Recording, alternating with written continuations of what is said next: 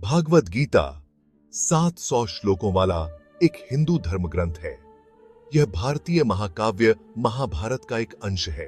गीता में राजकुमार अर्जुन और भगवान कृष्ण के बीच बातचीत है। यह कुरुक्षेत्र के युद्ध क्षेत्र में होता है। अर्जुन लड़ने को लेकर असमंजस और नैतिक रूप से परेशान है। भगवान कृष्ण अर्जुन के सारथी और आध्यात्मिक मार्गदर्शक के रूप में कार्य करते हैं। गीता में धर्म और कर्म की चर्चा की गई है। यह निष्काम कर्म यानी निस्वार्थ भाव से किए गए कर्म की अवधारणा का परिचय देता है। कृष्ण अर्जुन को परिणामों से मोह किए बिना कर्म करने की शिक्षा देते हैं। गीता में मोक्ष के 3 मार्गों पर प्रकाश डाला गया है। कर्म योग जो कर्म है, भक्ति योग जो भक्ति है और ज्ञान योग जो ज्ञान है। कर्म योग फल की इच्छा किए बिना अपना कर्तव्य निभाने पर जोर देता है। भक्ति योग भगवान के प्रति भक्ति और समर्पण पर केंद्रित है। ज्ञान योग ज्ञान प्राप्त करने और स्वयं को समझने पर बल देता है। गीता आत्मानुशासन और मन पर नियंत्रण को प्रोत्साहित करती है। कृष्ण भौतिक इच्छाओं से डिटैचमेंट का सुझाव देते हैं।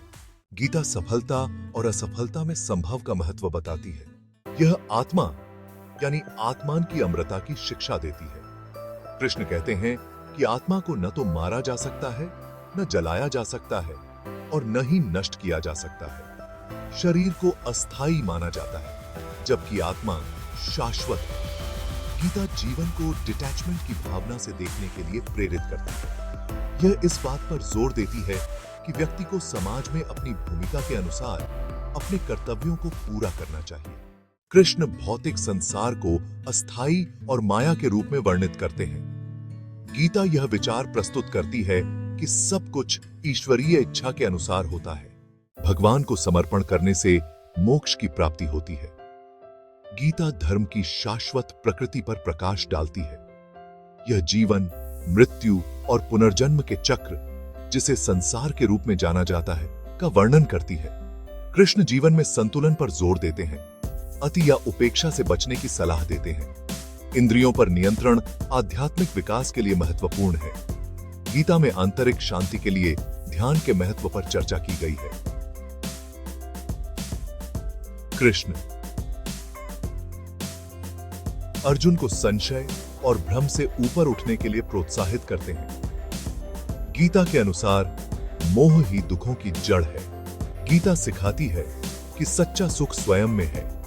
दूसरों की निस्वार्थ सेवा को बहुत सम्मान की दृष्टि से देखा जाता है। कृष्ण बताते हैं कि कर्म करना कर्म न करने से बेहतर है। अर्जुन मानव आत्मा का प्रतिनिधित्व करते हैं, जो भ्रम और संशय से जूझ रही है। कृष्ण हर व्यक्ति के भीतर के दिव्य मार्गदर्शन का प्रतीक है। कृष्ण गीता में अर्जुन को अपना विश्व रूप दिखाते हैं। गीता भगवान में विश्वास के महत्व को रेखांकित करती है। यह सिखाती है कि आत्मज्ञान ही मुक्ति की ओर ले जाता है। मन मित्र और शत्रु दोनों हो सकता है। गीता ध्यान और अनुशासन के माध्यम से मन को नियंत्रित करने का आग्रह करती है। कृष्ण वर्तमान क्षण में जीने पर जोर देते हैं। गीता प्रकृति के नियमों के साथ तालमेल बिठाकर कार्य करने की वकालत करती है। यह विभिन्न गुणों सत्व, रजस और तमस के महत्व पर चर्चा करता है। सत्व पवित्रता और अच्छाई है। रजस जुनून और क्रिया है। तमस अज्ञान और जड़ता है। गीता सिखाती है कि व्यक्ति को मुक्ति प्राप्त करने के लिए इन गुणों से ऊपर उठना चाहिए। कृष्ण अर्जुन से कहते हैं कि वे सभी प्राणियों के स्रोत हैं।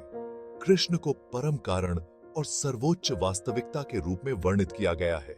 गीता ईश्वर के प्रति भक्ति और समर्पण को पूजा के सर्वोच्च रूप के रूप में बढ़ावा देती है। कृष्ण आश्वासन देते हैं कि जो कोई भी उनके प्रति समर्पण करता है, वह पाप से मुक्त हो जाता है। गीता एक संतुलित और धार्मिक जीवन जीने के लिए मार्गदर्शन प्रदान करती है। एक संतुलित यह जोर देती है कि इच्छाएं बंधन की ओर ले जाती हैं, जबकि वैराग्य से मुक्ति मिलती है।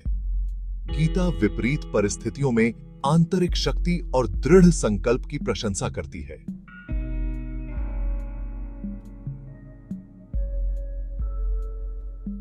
विनम्रता और अहंकार की अनुपस्थिति के महत्व पर प्रकाश डालती है। कृष्ण अर्जुन को सुख और दुख जैसे द्वंद्वों को पार करने के लिए प्रोत्साहित करते हैं। यह सिखाती है कि ज्ञानी सभी प्राणियों को समान देखते हैं। गीता आदर्श व्यक्ति का वर्णन ऐसे व्यक्ति के रूप में करती है जो प्रशंसा या आलोचना से अप्रभावित रहता है। कृष्ण सिखाते हैं कि आत्मज्ञान से जन्म और मृत्यु के चक्र से मुक्ति मिलती है।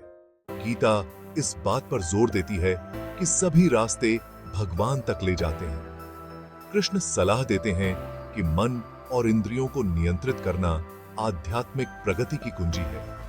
गीता अहिंसा पर जोर देती है, लेकिन न्याय के लिए सही काम करने की अनुमति देती है। यह बताती है कि भक्ति के साथ किया गया छोटे से छोटा कर्म भी ईश्वरीय कृपा लाता है।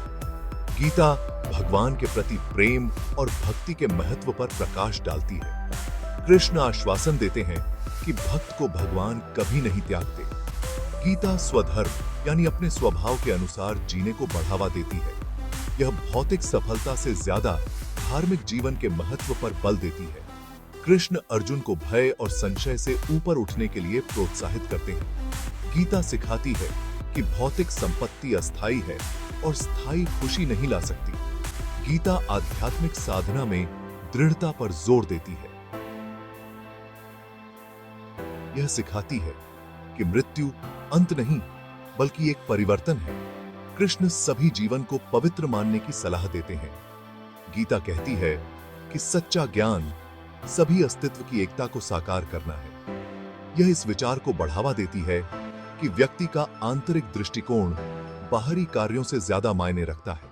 कृष्ण बताते हैं कि भक्ति से भगवान के साथ सीधा संवाद स्थापित हो सकता है। गीता आध्यात्मिक यात्रा में धैर्य और निरंतर प्रयास को प्रोत्साहित करती है। गीता इस बात पर जोर देती है कि सभी जीवित प्राणी ईश्वर से जुड़े हुए हैं। कृष्ण सिखाते हैं कि निस्वार्थ सेवा हृदय और मन को शुद्ध करती है।